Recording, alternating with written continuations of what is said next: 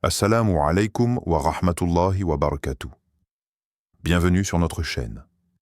Ici, nous partageons des contenus inspirants tirés des enseignements islamiques pour nourrir votre cœur, votre âme et votre esprit.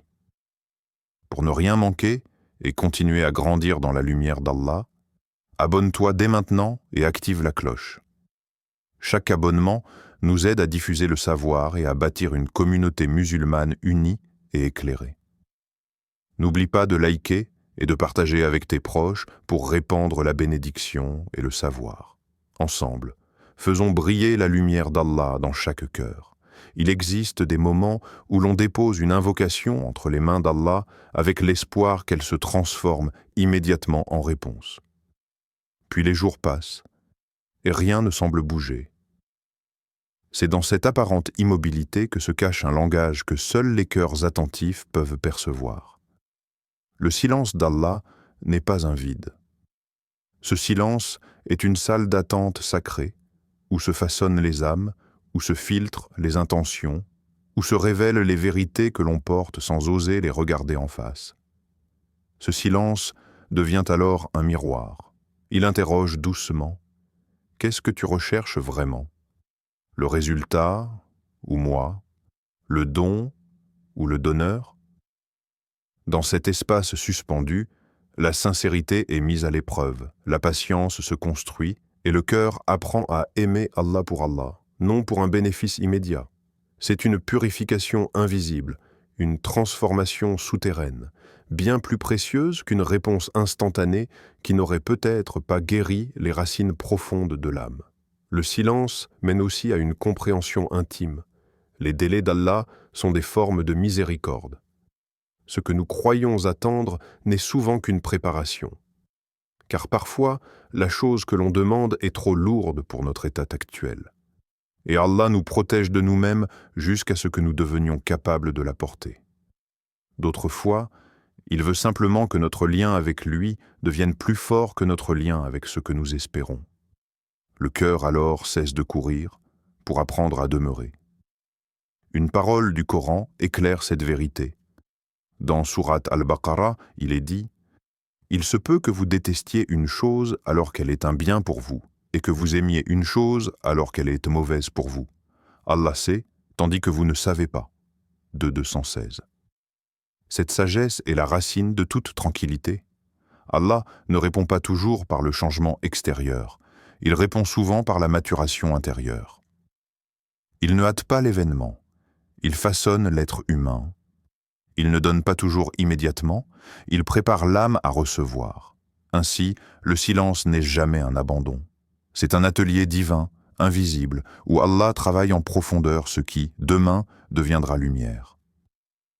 Il arrive parfois que la vie se referme comme une porte lourde derrière soi. Les voix s'éloignent, les soutiens s'effritent, les certitudes se brisent. On a l'impression de marcher dans une rue vide où chaque pas résonne seul. Ce sentiment d'isolement est l'un des moments les plus redoutés par l'être humain. Pourtant, c'est souvent dans ce désert silencieux que commencent les plus grandes renaissances. L'épreuve n'a jamais été une punition aveugle. Elle est une invitation à revenir à celui que l'on oublie parfois quand tout va bien. La solitude apparente devient une zone sacrée, où Allah éteint les distractions pour que le cœur entende enfin ce qu'il refusait d'écouter. On croit être abandonné, mais en réalité, on est simplement repositionné. Tout ce qui s'éloigne à l'extérieur fait place à quelque chose qui se rapproche à l'intérieur, la présence divine. L'âme découvre alors une proximité qui n'avait jamais été ressentie auparavant.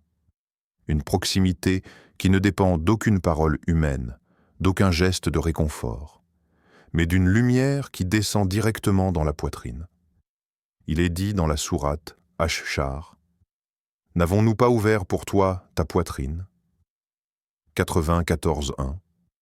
Ces mots rappellent que l'ouverture, la paix, la clarté ne naissent pas de circonstances faciles, mais d'un cœur qui a traversé la constriction. Avant l'apaisement, il y a toujours l'étroitesse. Avant l'expansion, il y a toujours la pression.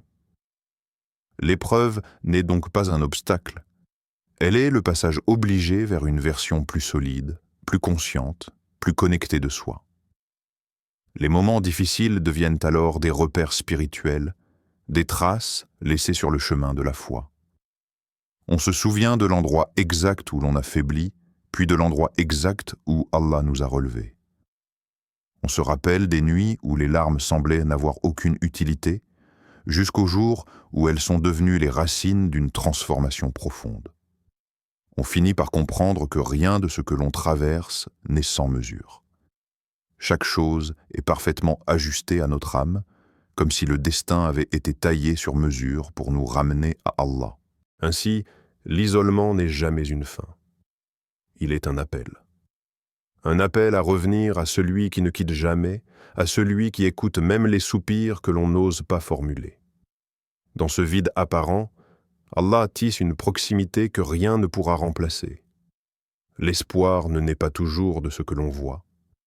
Il se construit souvent dans des espaces invisibles, dans des heures silencieuses, où rien ne change extérieurement, mais où quelque chose s'élargit doucement à l'intérieur.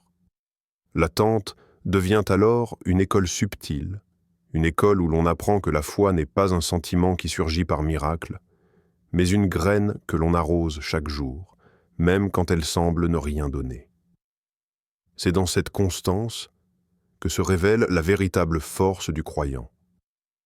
L'espoir n'est pas l'illusion d'un résultat immédiat, il est la conviction que même lorsque rien ne s'ouvre encore, quelque chose est en mouvement du côté d'Allah.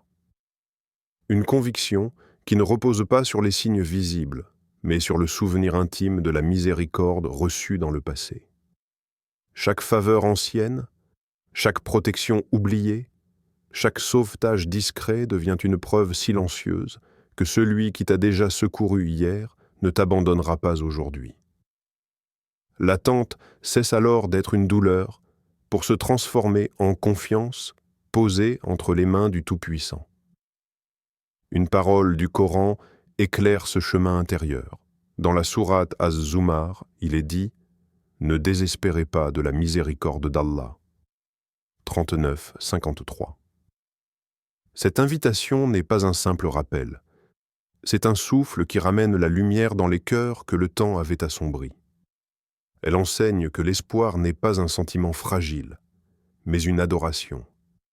Car continuer à espérer, c'est affirmer que le Seigneur qui gère l'univers n'a pas oublié celui qui l'appelle dans le secret de la nuit.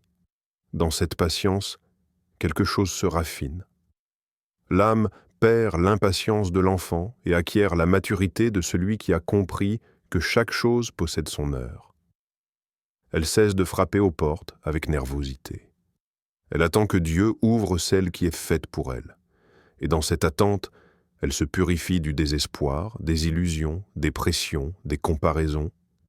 Elle se dépouille pour devenir plus légère, plus sincère, plus proche de la lumière. Ainsi, l'espoir se construit lentement, comme une aube qui se lève sans bruit. Il ne surprend pas par son éclat, mais par la paix qu'il installe. Et quand la délivrance arrive enfin, on réalise que la véritable réponse n'était pas seulement le résultat, mais la transformation intérieure née de l'attente. Chaque existence est un livre ouvert, une succession de chapitres où la présence divine se révèle de manière inattendue, les histoires personnelles, souvent tissées de douleurs, de luttes et de petites victoires, deviennent des miroirs pour les autres cœurs en quête de lumière. Elles montrent que la foi n'est pas seulement une idée ou une théorie, mais une expérience vivante qui se manifeste dans la manière dont Allah intervient subtilement dans nos vies, souvent par des chemins que l'on n'aurait jamais imaginés. Ces récits sont des preuves silencieuses de la sagesse infinie. Un tournant inattendu, un apaisement qui survient après la tempête, une rencontre providentielle ou un choix guidé par la foi. Chaque événement prend un sens lorsqu'il est placé sous la lumière de la guidance divine. Même dans le silence apparent, ces histoires rappellent que Dieu agit toujours, qu'il transforme ce qui semble perdu en opportunité, ce qui semble brisé en force. La vie devient alors une galerie de signes et de leçons, où la miséricorde se manifeste à travers les autres, par les rencontres, les gestes, les paroles ou même les détours. Dans la sourate Al-Ankabut, il est rappelé « Et ceux qui luttent pour notre cause, nous les guiderons certes sur nos voies » 29-69. Ce verset souligne que chaque effort, chaque épreuve, chaque pas vers le bien est accompagné par la guidance divine. Les histoires de vie, lorsqu'elles sont partagées, deviennent des lumières pour ceux qui cherchent à se rassurer sur le chemin, à retrouver la foi lorsque le cœur vacille, à comprendre que même le chaos apparent est orchestré par une main sage. En observant ces vies, on découvre une vérité profonde. La foi n'est pas statique. Elle se nourrit de la transformation progressive du cœur, de la manière dont les épreuves deviennent des instruments de croissance et les rencontres des messages d'espoir. Les histoires des autres deviennent alors des sources d'inspiration et des rappels que l'action d'Allah est continue et précise, même lorsque l'on ne perçoit pas immédiatement le plan. Ainsi, chaque récit est un écho de miséricorde, un souffle qui ranime le croyant et le pousse à s'accrocher à sa foi, à reconnaître le travail subtil de Dieu dans le déroulement de sa propre existence. Les histoires de vie ne montrent pas seulement ce qui a été accompli. Elles révèlent que derrière chaque étape, chaque détour et chaque silence, la présence divine ne cesse jamais d'agir. Au cœur du tumulte de la vie, il existe un lieu invisible où l'âme trouve repos et sérénité. Comme une oasis au milieu du désert, cette paix ne dépend pas des circonstances extérieures, mais de la manière dont le croyant se confie pleinement à Allah. La guérison spirituelle naît lorsque l'on cesse de scruter chaque signe, chaque événement, et que l'on accepte de laisser celui qui voit tout guider ce qui est caché. C'est une confiance silencieuse qui transforme l'incertitude en certitude, la peur en apaisement et l'agitation du cœur en tranquillité profonde. Cette confiance ne signifie pas que les épreuves disparaissent, au contraire, elles restent présentes mais changent de nature. Les difficultés cessent d'être des obstacles insurmontables pour devenir des instruments de lumière intérieure. Chaque épreuve, chaque détour, chaque silence apparent devient un enseignement, une purification de l'âme, une manière d'approfondir la relation avec le Créateur. Le croyant apprend à marcher avec plus de douceur, à réagir avec patience, à embrasser la vie avec gratitude et à ressentir le monde avec un cœur apaisé. Dans la sourate At-Talaq, Allah rassure ceux qui se confient pleinement. Et quiconque place sa confiance en Allah, il lui suffit. Allah atteint toujours ce qu'il décrète. 65.3. Ces paroles rappellent que le vrai refuge ne se trouve pas dans la recherche effrénée de réponses visibles, mais dans l'abandon confiant à celui dont la sagesse dépasse toute compréhension. La guérison spirituelle naît de cette certitude. Tout est entre les mains d'Allah, et chaque difficulté porte en elle un bien que seul le temps révèle. Ainsi, le croyant se libère de la peur et du doute, et son cœur devient un lieu de repos, une oasis intérieure où l'âme peut s'abreuver. Il comprend que la vie, même avec ses tempêtes, est une chance de se rapprocher du Créateur et de découvrir des trésors invisibles. La confiance totale transforme le cœur en un havre de lumière, de patience et de gratitude où chaque pas devient une adoration silencieuse. Jazakallahu khayran pour avoir regardé cette vidéo. Assalamu alaykum wa rahmatullahi wa barakatuh. N'oubliez pas de vous abonner, aimer et partager pour soutenir notre chaîne et continuer à diffuser le savoir et les enseignements islamiques. Que vos actions soient des bénies et que cette chaîne vous inspire à chaque jour davantage dans votre foi et votre quotidien.